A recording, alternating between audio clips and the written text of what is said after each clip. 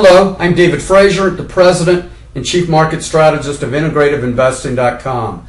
We're recording this week's video on Sunday, May the 13th at around 4:30 in the afternoon.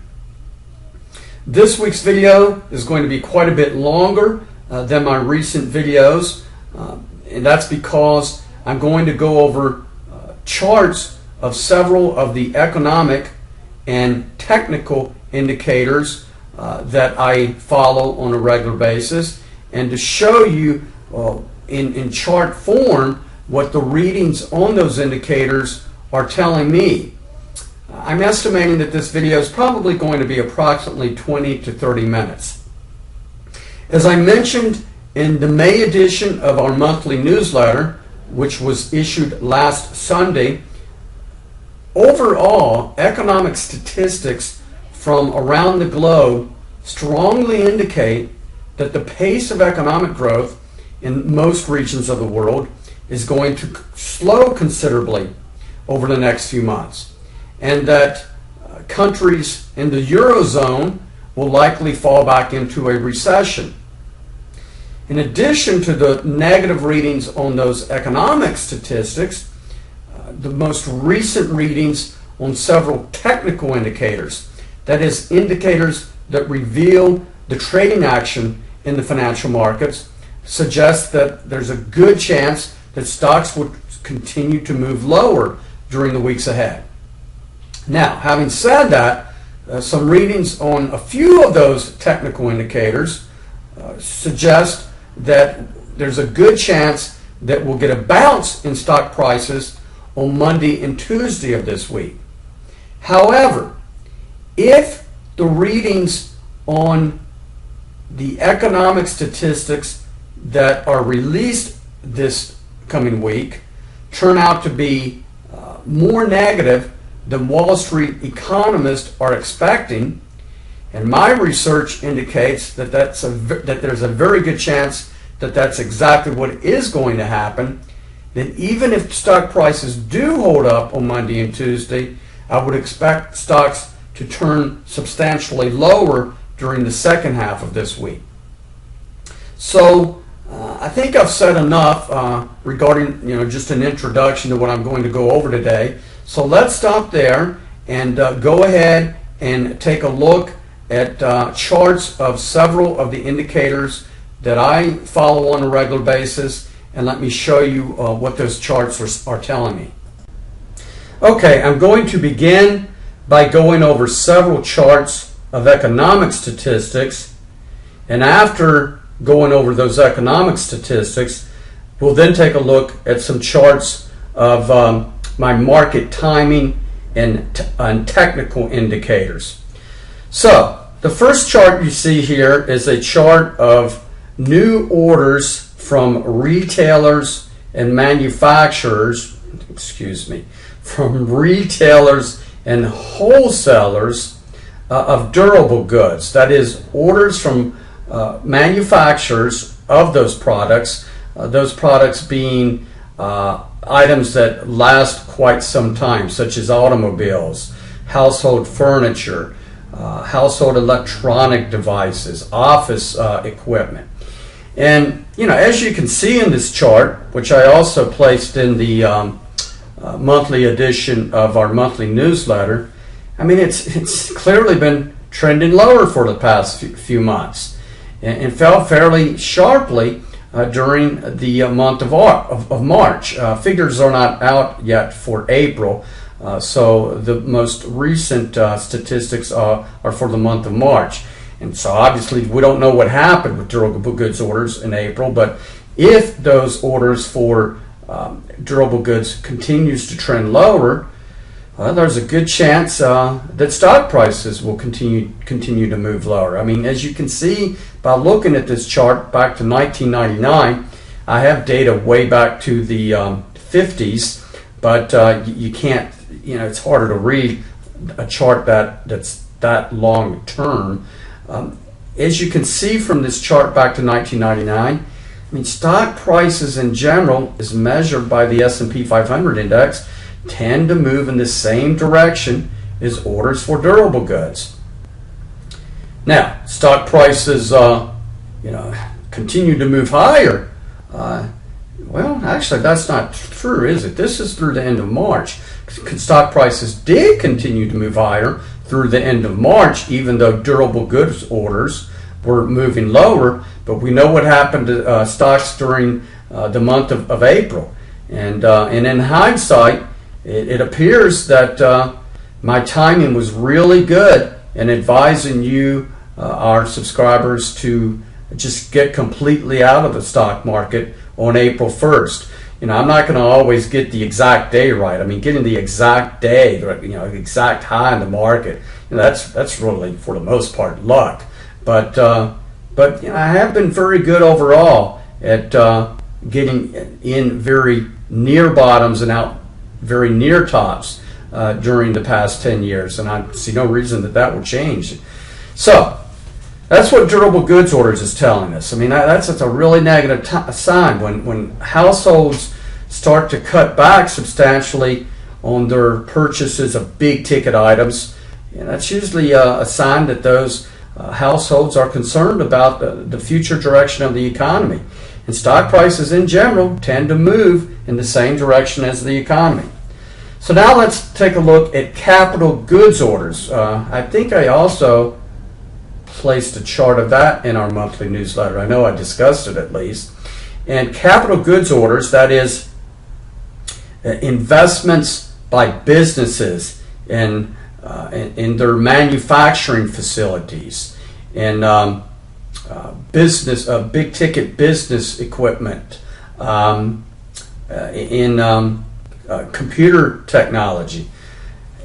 Stock prices also tend to move in the same direction. As you can see by this chart, the blue lines represents orders for capital goods, non-defense oriented, that is not military goods, but by private businesses. That's the blue line, and the black line is a chart of the S&P 500 index. And as you can see, I mean, through the end of March, we really don't know where these non-defense capital goods orders are headed going forward. And they might have moved higher during April. I don't know. But they sure seem to be at a level that historically, if I draw a line here, historically, is where those orders for capital goods tends to peak. So if this does turn out moving lower during the months ahead, well, I would expect stock prices to do as they normally do when these capital goods orders move lower, and that is for stock prices to move lower. Let's now take a look at the Chicago Purchasing Managers Index. What this is a chart of purchasing managers' expectations regarding the degree of manufacturing that will occur approximately 2 months going forward. And as you can see, through the end of April, that the expectations of these purchasing managers in the Chicago area of the United States, and by the way, there's a lot of manufacturing that comes out of the Chicago area, it turned lower. That's obviously, I think it should be obvious that that's a big negative. The same thing occurred in the Kansas City area, where a lot of manufacturing is done. The expectations of these purchasing managers at manufacturing companies during April was that manufacturing activity will slow during the next couple of months. And the same thing also occurred, although it was just a little bit of a slowdown, in the Philadelphia area, where for purchasing managers at manufacturing companies in that area of the country also expect manufacturing activity to slow during the next couple of months. And generally speaking, whenever manufacturing activity has slowed or declined, economic conditions tend to deteriorate, and the pace of economic growth tends to slow or decline. And once again, stock prices in general tend to move in the same direction as overall economic conditions. So we got manufacturing activity is expected to slow in these key parts of the country. Same thing is true for the Eurozone. Purchasing managers at manufacturing companies in the Eurozone. I mean, this has been moving lower for months now. Improved a bit back here just a few months ago, but during the past couple of months turned sharply lower. So these are some big negatives. Now let's take a look at the economic expectations of U.S. households. Well, the economic expectations of U.S. households improved substantially over the past, not sure, just a moment. Thought I was able to access it, but I can't, the specific date. You can see it improved substantially during the second half of last year. This is from the University of Michigan. The University of Michigan has a very reputable economic forecasting department, and they phone hundreds of U.S. households every month and ask persons at those households, do you expect the economy to improve going forward or to deteriorate? And as you can see, I mean, we don't know. I mean, this could turn higher, obviously, but it sure looks to me that it seems to be peaking. And it did actually turn a little bit lower during the first couple of weeks of May. So why is that important? Well, it should be pretty obvious, I think, and hopefully it is. If it's not, let me tell you why that's important. Well, if the expectations of households turns negative regarding their outlook for the future direction of the economy, do you think those households are going to increase their spending or decrease their spending? Well, of course, they're going to decrease their spending if they become more concerned about the future direction of the economies in which they live. And because in the United States, this household spending tends to account for approximately 70% of the total output of goods and services in the United States, that is a gross domestic product.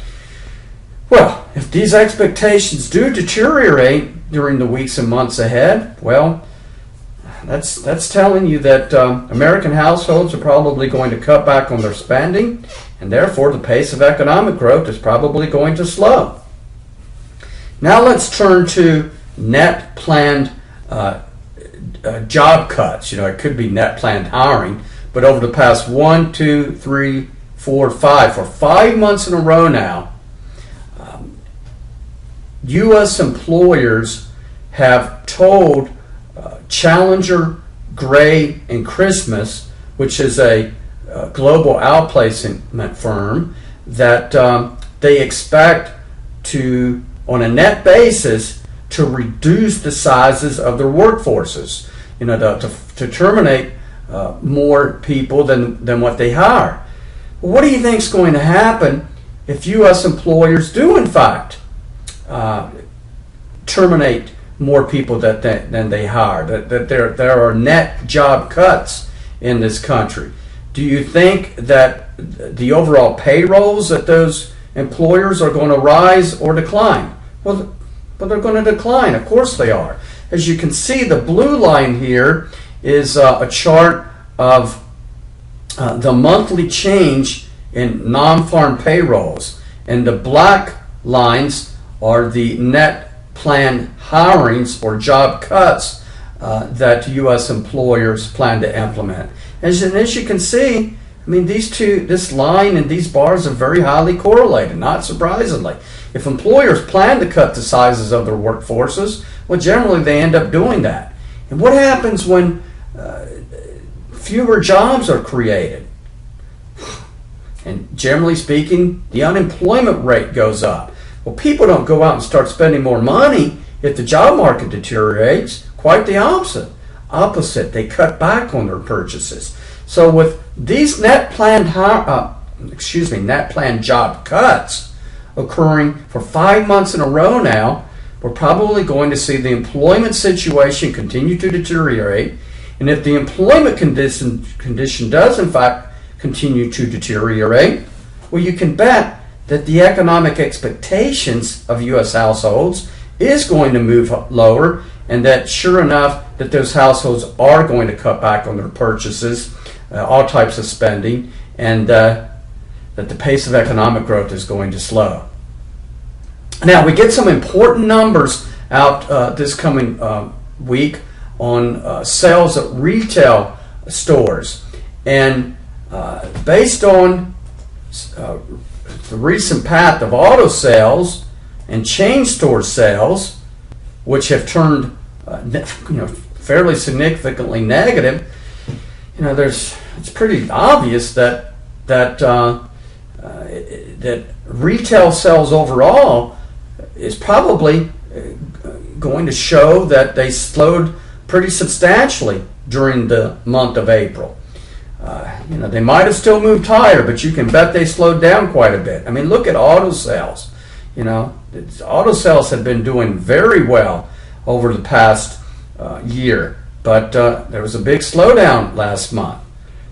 Chain store sales, that is, department stores for the most part. I mean, look at this sharp drop during the month of April. Well, if we see auto sales, the rate of increase slowing substantially, and the rate of increase in sales at department stores dropping sharply during April, it's pretty obvious that retail sales overall also slowed considerably during the month of April. So that's a big negative. So I think that's enough now for the economic statistics. I mean, I'll look at approximately 200 economic statistics around the globe every month, and I discuss some of the more important ones in the monthly issues of our newsletter. So I don't see any reason to go over this anymore now. But you can see in some of these very important economic statistics that I've covered, definitely not showing positive growth going forward. So that's a big negative. Now let's take a look at my market timing models, charts of my market timing models, and some technical indicators. Well, as you can see, and as I mentioned in the monthly edition of our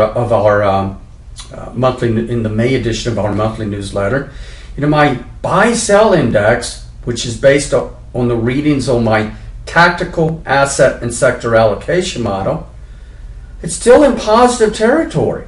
I mean, the red bars are actually indicate a positive reading on that tactical asset and sector allocation model, and the green bars indicate a negative reading, or more specifically, the red bars show that the positive readings are actually remaining intact, and vice versa.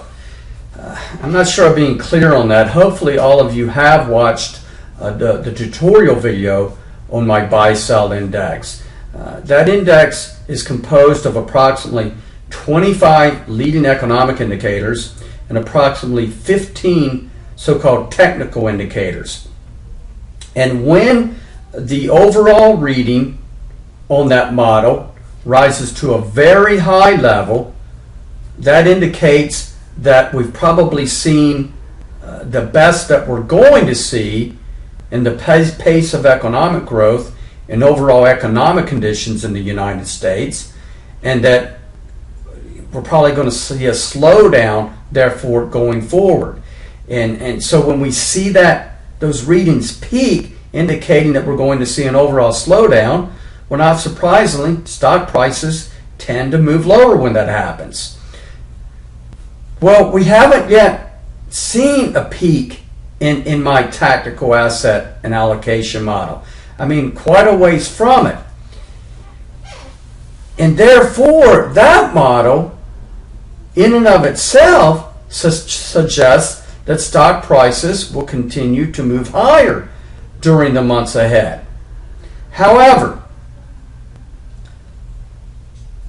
in the type of environment that we're currently experiencing, whereby for a few months we'll get some fairly substantial positive readings on numerous economic indicators, but then for a few months we'll get negative readings on those indicators, and then a few months later we'll get positive readings again. In other words, this choppy pattern on the readings on economic statistics, well, I have found that this model tends to not be quite as reliable at forecasting turning points in the financial markets in that type of environment.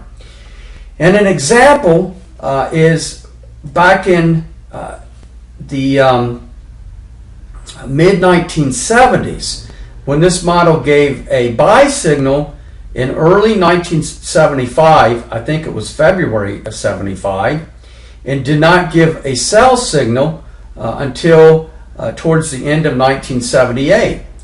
If you had adhered to that model, you can see this black line is a chart of the S&P 500 index. Well, you would have come out ahead. You would have ended up selling at a substantially higher price than where you bought if you had been aware of and used this model. However, that being said, right here in the middle of 1976, the S&P 500 index topped and moved lower, almost 20% lower over the next 6 months before it turned up again. So instead of just sitting here in stocks during this period, if anyone had been following this model at the time, I mean, it wasn't even available at the time. I didn't even create the model until 1986, but I back tested it to 1969. If it had been available and one had used the readings, had adhered to the readings on that model, well, you would have, witnessed a decline in the S&P 500 index of approximately 20% over the next 6 months. And I don't see any reason to sit through those type of declines. I'd rather just get out of stocks if I have other indicators suggesting that we're probably going to see a magnitude of anywhere between 15 to 20%. And that's what I am seeing at this time on the readings on some of my other models. As I mentioned, back in the 1970s, the mid-1970s, we saw this is a chart of real gross domestic product, which essentially shows whether the pace of economic growth is increasing or decreasing. And the pace of economic growth improved substantially between early 1975 and mid-1976. But then what happened? Look, it bounced around. We got a decline in GDP, another increase, and around in the first half of 1978, but then a sharp decline during the second half of 1978. And it's like, that's kind of what's occurring now. We saw GDP increase substantially going back beginning in June of 2009 through December of 2010, but then the pace of growth slowed substantially from December of 2010 to September of 2011. Moved a little bit higher during the first quarter of this year, that is on a year-over-year basis. But that's not what we want to be seeing. We don't want this bouncing around like it did back here in 1976 to 77 to 79. And that's what we're seeing. We're seeing this choppiness again. And therefore, I don't want to just sit here, in stocks and experience potentially a 20% pullback in stocks. So, because of this choppiness, I'm relying more so at this point in time on readings on my other market indicators and technical indicators. So let's go over some of those charts now. I put these up on our website every week, these charts, and charts of many of these economic statistics, which the data on these statistics only come out on a monthly basis, so I only update those on our website on a monthly basis. But these charts that reveal the trading action in financial markets, I update them every Sunday. So all of these charts, or at least I shouldn't say all of these charts, but most of these charts are posted on our website. And as I've stated, where I make notes here on the market timing pages of our site, we have this, second, my phone just started going off here. I had it turned off, so sorry for the noise in the background there if you're hearing that.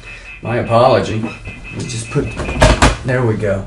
Okay, please forgive me. Okay, so sector performance. What's going on in the stock market as far as the ways in which both individual investors and institutional investors are allocating their capital? Well, for 4 weeks in a row now, we see that stocks of utility companies, consumer staple companies, and healthcare companies have outperformed stocks of companies that operate in all other economic sectors except for the consumer discretionary sector. I'm not sure why that sector is held up this far. But when we have these, 3 out of 4 of these so-called defensive sectors for 4 weeks in a row outperforming all but one other sector, well, that's telling you that stock market participants have become much more concerned about the future direction of the economy and the future direction of stock prices. Otherwise, they wouldn't be putting most of their money or they would not be bidding up, I should say, the prices of these defensive stocks more so than the prices of these other cyclical sectors. So that's a big negative. Now, my stock high relative price strength index, which is composed of 58 stocks of cyclical and growth companies since the latest bull market began during March of 2009. Well, look at this. This group of stocks broke substantially below a key price support level on May 3rd and fell sharply during the past week. And as I've stated in my tutorial video on my stock high relative price strength index, stock prices in general tend to move in the same direction as these high relative price strength stocks. I mean, if you see these high relative price strength stocks, which many investors and stock market participants refer to as leading stocks, if you see those leading stocks break down, well, gee, what's going to happen to stocks that are not leading stocks, stocks that are that have not performed nearly as well, that people do not feel as strongly about? Well, those stocks are also going to move lower. And generally speaking, when these high relative price strength stocks trend lower for several weeks, stock prices in general tend to trend lower for a few months thereafter. So this is a very, very, I shouldn't say it's a bad sign. It depends on how you're positioned, whether it's a bad or a good sign. It's just another sign suggesting that stocks are likely going to continue to move lower. Now let's go to my overbought, oversold index. Well, once again, those of you that have watched our tutorial videos should be familiar with this stock market indicator. And if you have not watched those tutorial videos, well, I suggest you do so, because I feel pretty strongly that you'll learn some very helpful information on how to allocate your money in the financial markets during different types of environments. So, my overbought oversold index fell sharply over the past few weeks and is now at an oversold level. And generally speaking, when this price momentum statistic falls to an oversold level, well, stock prices tend to rebound. And you can go back and look at charts on your own. But just because this has fallen to an oversold level doesn't mean that it can't and won't go lower. And I expect it to go lower. So I think that stocks are going to fall to even more so-called oversold levels before they move higher. Now let's take a look at the number of advancing stocks less the number of declining stocks. That is, the number of stocks that trade on the New York Stock Exchange that have moved higher, less those that have moved lower. And first, let me discuss briefly why that's so important. Well, if you were to go back and look at a long-term chart of the New York Stock Exchange cumulative advance decline line, that is, stocks advancing in price less those declining in stocks, less those declining in price, you would notice that, generally speaking, historically, that this advanced decline line has peaked and moved lower before stock prices in general move lower. I mean, right here in mid-2010, it did so pretty much right at the same time. And but here it led a bit. I mean, if we look in this area right here, we can see in July of last year that the advanced decline line peaked and turned lower. Well, actually, once again, it was pretty much right at about the same time that stocks in general peaked and turned lower. But we don't know where this is headed, but it sure looks like to me that it appears to be rolling over.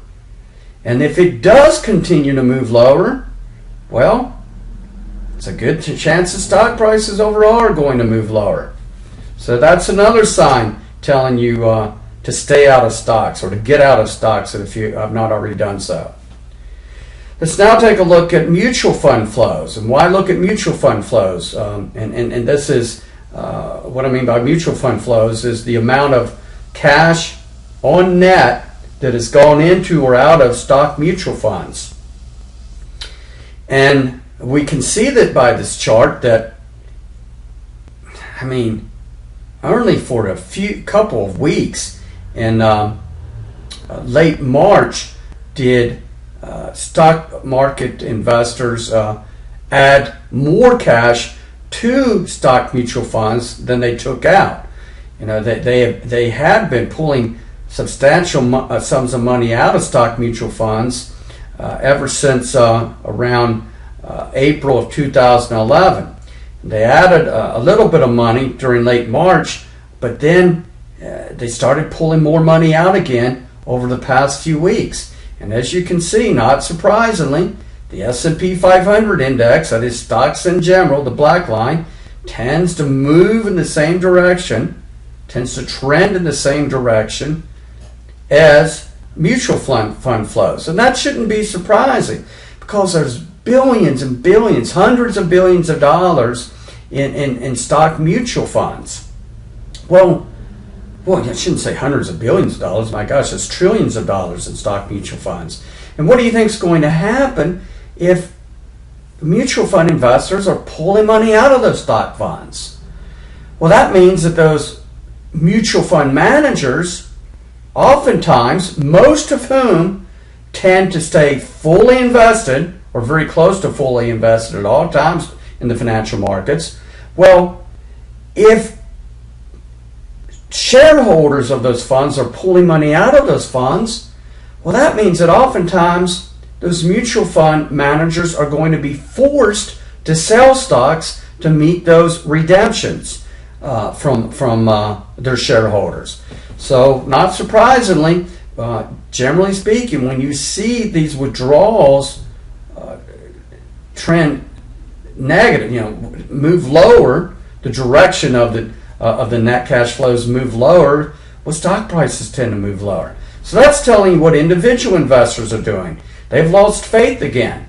Now let's take a look at what institutional investors are thinking. Well, institutional investors, is illustrated by this State Street Confidence Index. State Street is a very large institutional investor, and State Street every month gathers and collects data on institutional money management funds around the globe, and it reviews the allocations of those institutional investors.